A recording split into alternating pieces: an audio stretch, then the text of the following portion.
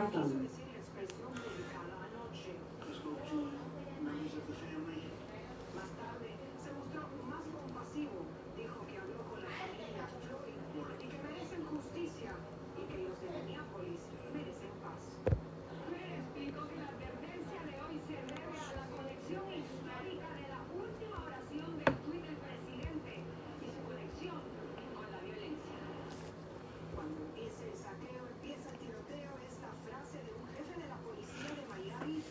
All right, how am I now? Very good, very good. I don't know. Scott Miller, where's my coffee? Mac Richardson, can you hear me? Appreciate you too, Danny.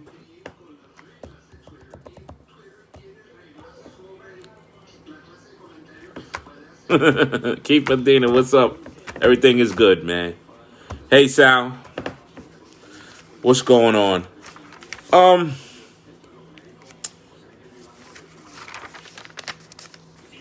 don't have a lot of stuff for you guys, but we're gonna get into what I want to get into, you guys. We'll start off with operations planning. We had a operations planning meeting, which was done on WebEx, and I'm gonna tell you, doing meetings on WebEx, it's like telephone conferencing, and it really sucks. All right, but anyway, it's the department that plans bus scheduling. So anybody who's in buses here, kind of pay attention and see what's going on. They normally give us a shuttle forecast, and this will be the shuttles for the trains that are going to be experiencing construction, and the buses that they would put out there to support that purpose.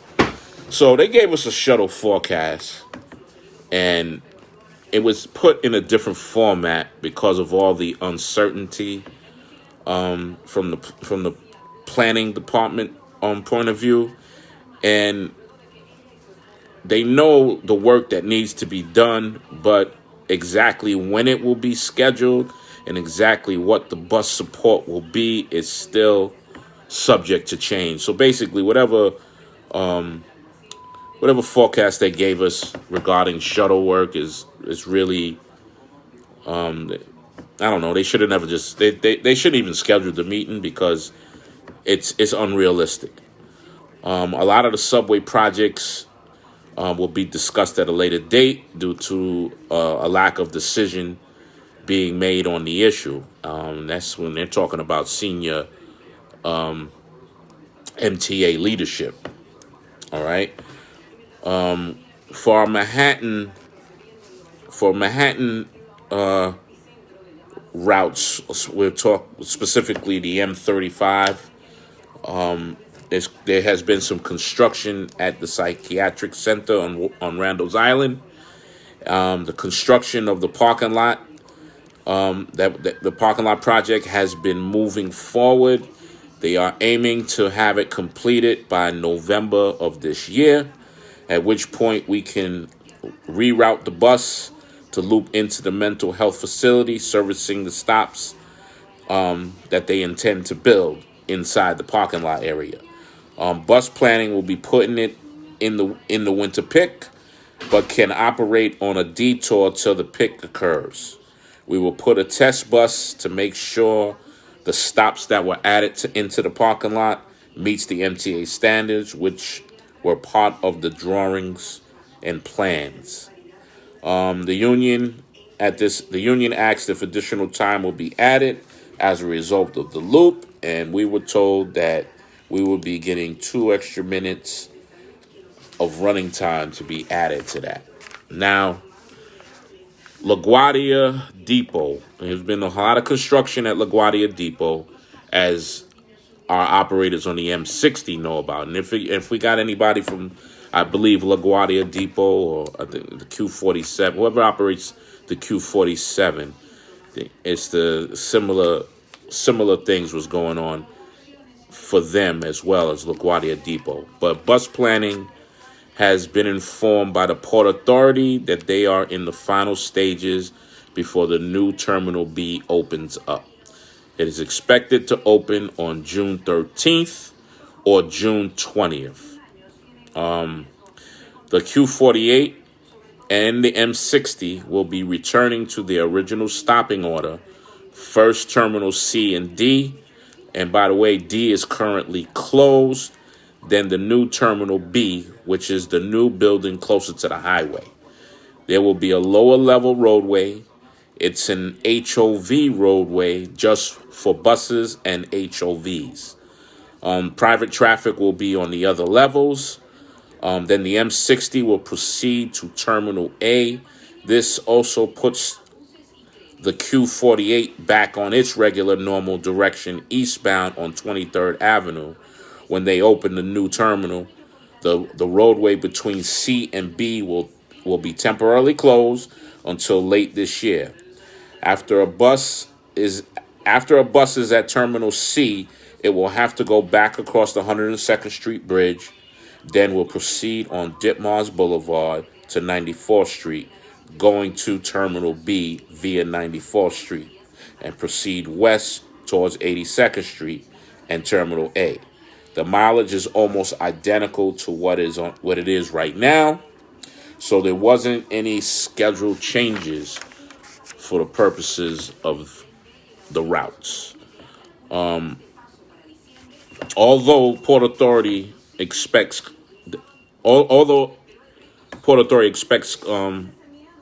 the congestion to be a lot better, there won't be no time added because, for those purposes. Brooklyn redesigns temporarily on hold. They're doing construction on the Washington Bridge, from my understanding.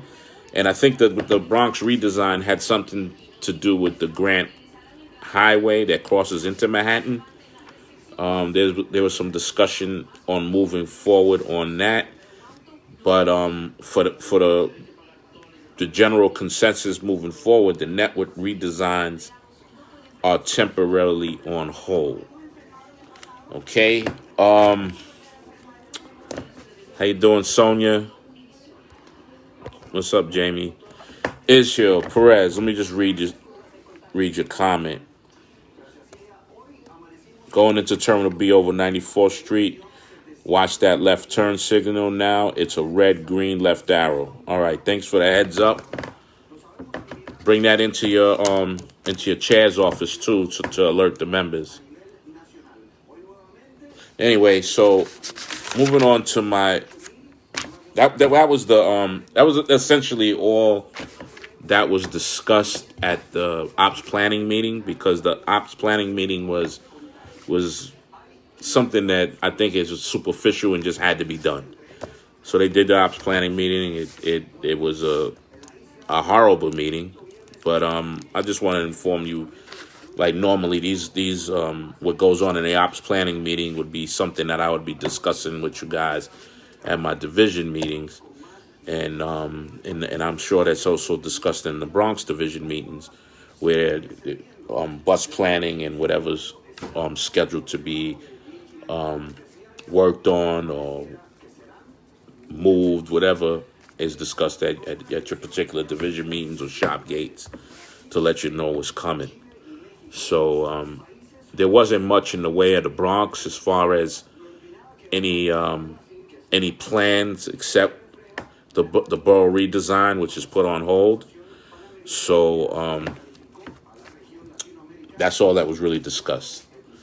So I'm going to move on, and I'm going to get into the conference call a little bit.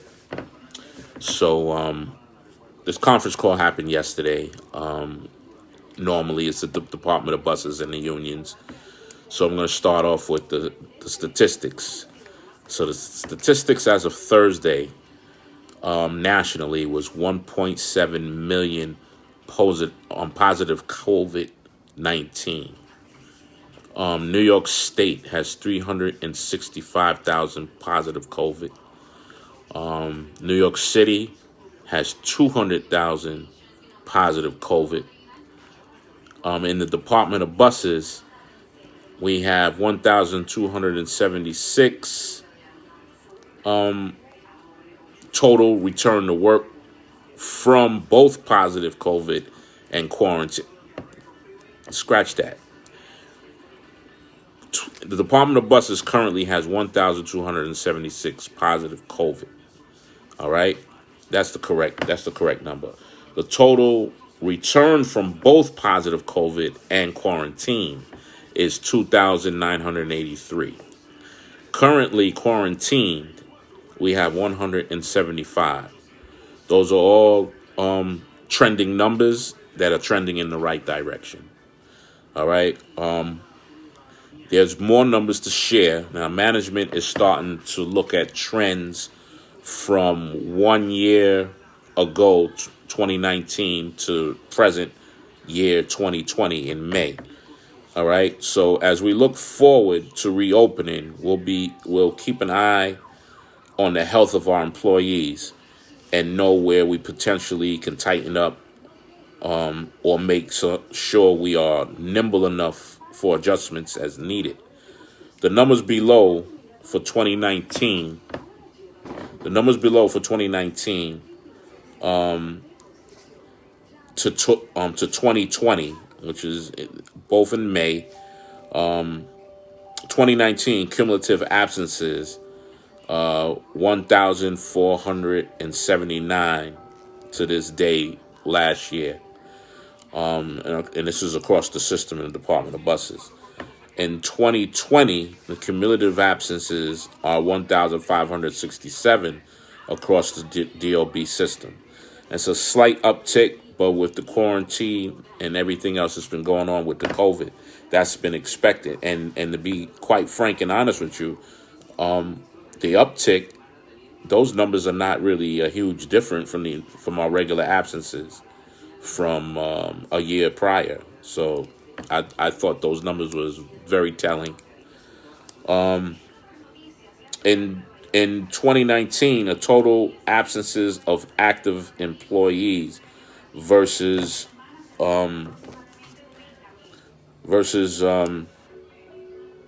this year, 2020, total absence of active employees was 332, and in this year, in 2020, you have 199.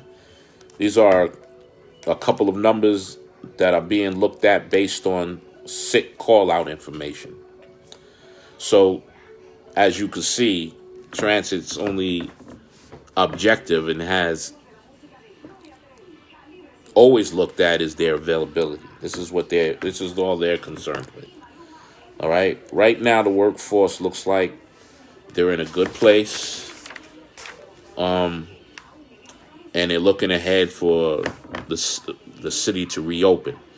The Department of Buses should be able to support a reopening, according to management. The union asked a number of questions. One of the questions that were asked is if were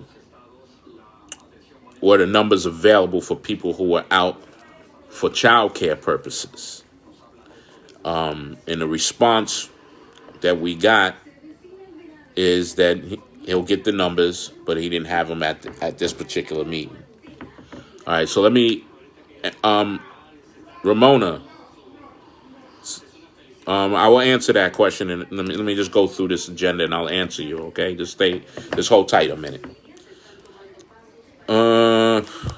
So there's a spray gun that's for the purpose for doing disinfecting on the buses. They came in. The next step is to train folks for its use, which will be done by Frank Anacara's group down in Zariga. We are hoping that we can be more efficient at the disinfecting, because as we look forward to reopening New York City and opening up more service levels, it will be more challenging to get this disinfecting done. All right. The DOB has stated that they will be training 40 people per day at Zariga. And you have to be trained, I guess, on how to use not only the gun, but dealing with the chemicals that's in the gun, and I guess the proper protections that you need dealing with those type of chemicals that kill viruses. All right. Here's an update on the barriers. The express buses are being finalized with a better product than was shown to the union. Now we're talking about this curtain. I'm understanding there's supposed to be a better product. The production will occur right away. We're also looking at a midterm plexiglass as a more permanent solution. As far as local buses, we will be enhancing the current barriers to encapsulate the operator and not have an obstructive view. And we'll share as the date gets close. The union will view before production is done.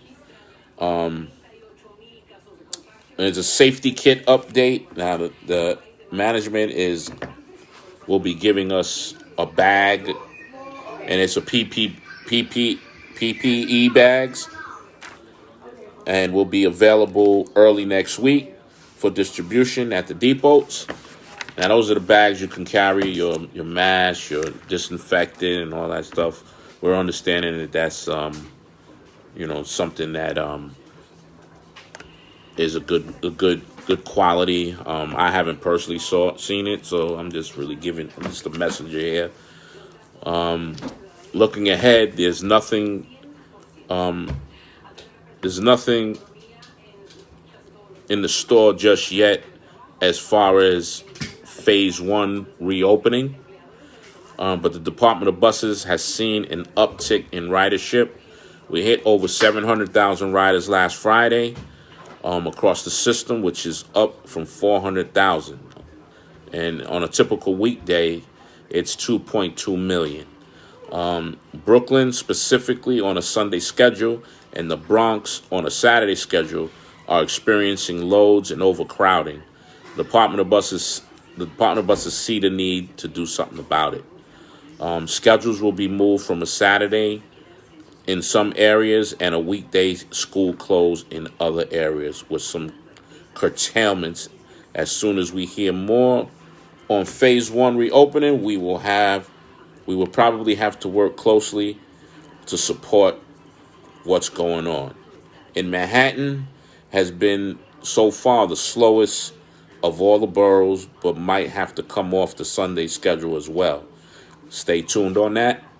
The Department of Buses maintenance is working on the different kind of filters on the bus to filter different air exchanges. So there's a filter that they're looking at. This wasn't on any other of the conference calls, but they was discussing using a different filter on the buses, I guess, to better filter whatever's, because in the buses the air comes in and recirculates. So they're looking for a different filter to deal with that that particular thing, to keep the customers and especially our operators safe. There's a temperature test that's being it's going to be a part of the reopening, and it's going to be mandated. All right, that's going to be there's certain aspects of that mandate that's being looked at by MTA HQ after some discussion with the unions or some displeasure of the unions. So HQ is reevaluating certain aspects of that, but the temperature checking right now is at 100.0. If you have a temperature of a 100.0, you will be sent home. All right.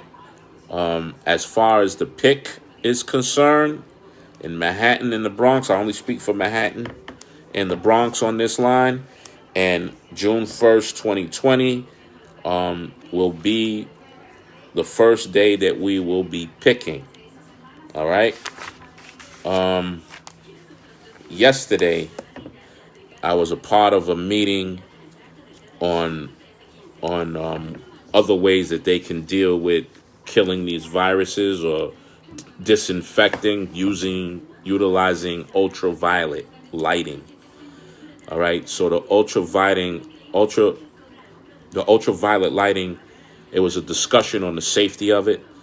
It's a pilot program that's going to be into play, where they got the part of what this product is something that they use in the hospitals, they use in the hotels, and this is to in their way of killing viruses, maybe that's on things or airborne. Ultraviolet is supposed to be something that can kill these things. In addition, ultraviolet lighting is can be very harmful to human skin, and particularly harmful to your eyes. I was asked, when I did mention it yesterday, I was asked if there was a third party in the room to maybe counter or have a different opinion on what ultraviolet testing would do. And we did have someone from NYU that was there, and you'll have to stay tuned on that. So now let's discuss. Let's have a discussion on some things. The pick. All right, we are having a pick. I found it very, on this social media itself. I saw in a lot of areas where people was like, oh, well, why are we picking, and why is this one division doing one thing and this division is doing another thing, and let me tell you, I can't nor will I speak for another division. I can only speak for my division as far as the knowledge that I have of what was going on, the knowledge that I've had on the fights that were being taken up at the moment. And the fights, at times when you're fighting a war, you got to fight a fight that's realistic. Because if you set a tone where you go into a battle of a losing fight, you will find that you will have repercussions that will be everlasting. And, that's really all I got to say about it. Anybody who knows me, knows that I'm like the tiger on the chain. I go at management and a lot of different things. You got to be careful with certain things. We're not dealing with me against management. We're dealing with people's livelihoods. And I deal with a lot of people, people who had child care issues, all types of stuff, people who filled out for FMLA child care and they got denied. So now people want to pick a regular schedule, and this pick is designed to coincide with the opening of New York City. So the idea behind it is we're not picking just to have a pick and then stay with a Sunday or Saturday schedule. We're picking to work a regular schedule to support New York City's reopening. So, it's something that I think is very important, and I want just to share with you guys, behaviors. I think that there's certain behaviors out here that I think we're losing. I don't even know the word to say, but we're losing something here.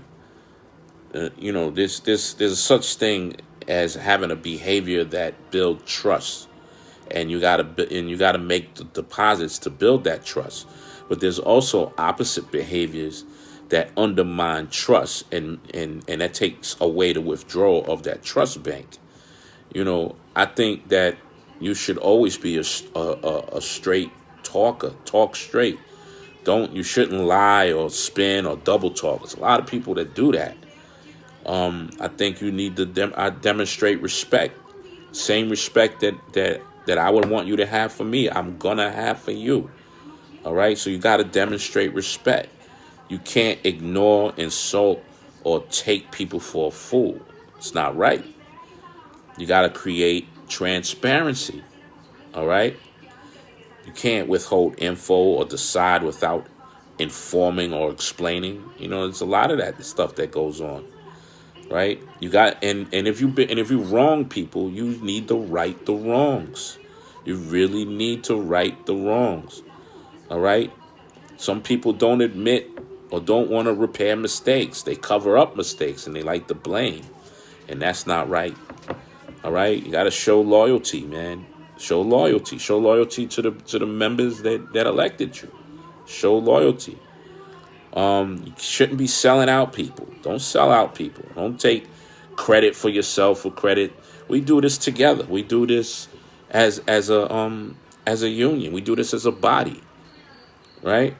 The members always expect you to deliver results, right? And that's what we're here to do, to deliver results. There's a lot of things that has happened because the members complained about it and the reps went out to go and do the job to get it done, right? But don't get things done right, and you make it look like that you did with everything you needed to do, but that's not delivering results. Delivering results is delivering what your membership wants. All right. That's basically, we have to be in tune with each other, and we're in a different age. We're in the age of this social media, and unfortunately about social media, here's the unfortunate thing. I can tell you one set of truths, and someone else can come up with another set of truths and confuse the hell out of you. You just be confused, right? And a lot of people like to share what they perceive to be true. But any time you want to achieve facts, then you need to do the research on them. There's a lot of us are lazy, and we don't want to research facts. And I've spoken on this so many different times before about researching facts. Got to do your own research around here, because there's a lot of movements going on. An educated member is one who definitely does the research. And I'm gonna tell you something. There's a lot of people out here that may not like that you do research, but once you do research, nobody can put the wool over your eyes. And that's being, downright truthful about it. No one can put wool over your eyes if you're doing your own research. But if somebody spread a rumor, then you just accept it as such. Then that's how the union or our, and I say our union, and I'm gonna say what I always say, and that is, this is our union, right? So when I hear members going around and saying, "Oh, the union did this to me," or "The union ain't shit," or "The union ain't that," and I have to look at that member just a little bit funny, right? And I have to say, are you saying that that you ain't shit? Because you are the union. Last I checked, you the union. We just officers in it. It's like me. I'm part of a motorcycle club, right? So in my motorcycle club, I'm not the club. I'm an officer of the club, but I'm not the club. I'm part of a team in the club. It's the same concept. Same concept. Anyway, it's something I wanted. I did want to talk about. I'm so hurt behind this thing with Brother Floyd from Minneapolis, who got killed by the cop leaning on his neck, and now we have all this turmoil, and some people think it's right, some people think it's wrong. I happen to be on the side of the people who are doing what they need to do to get justice, right? Because there. What's happening now is the officer finally got arrested, right? But they wasn't going to arrest. They just fired him before. They wasn't going to arrest him. They wasn't going to pursue charges. Now they're going to finally pursue charges, and they're pursuing charges because of action by the people of that particular city. All right, it's a very sad day, but you know, I'm going to say this: police brutality is a horrible, horrible thing. But that's not to say that all police are bad, because they're not all bad. There are police out there that do the right thing, that go by what they're supposed to go by, right? But then there are those who don't do the right thing, and they want to make, and what they do is they make it bad for every other police officer. All right, so let's all pray for what's going on over there. Let's pray for a good outcome. Let's pray for justice for the brother who got killed unnecessarily. Can you believe another voice who said, "I can't breathe," and yet they do it like they do things like they know they can get away with it. And who saw the lady who I think it was in Central Park, who was walking the dog unleashed, and the dude started to videotape, and if he didn't videotape what he was experiencing, who knows what would have happened. The lady played a victim,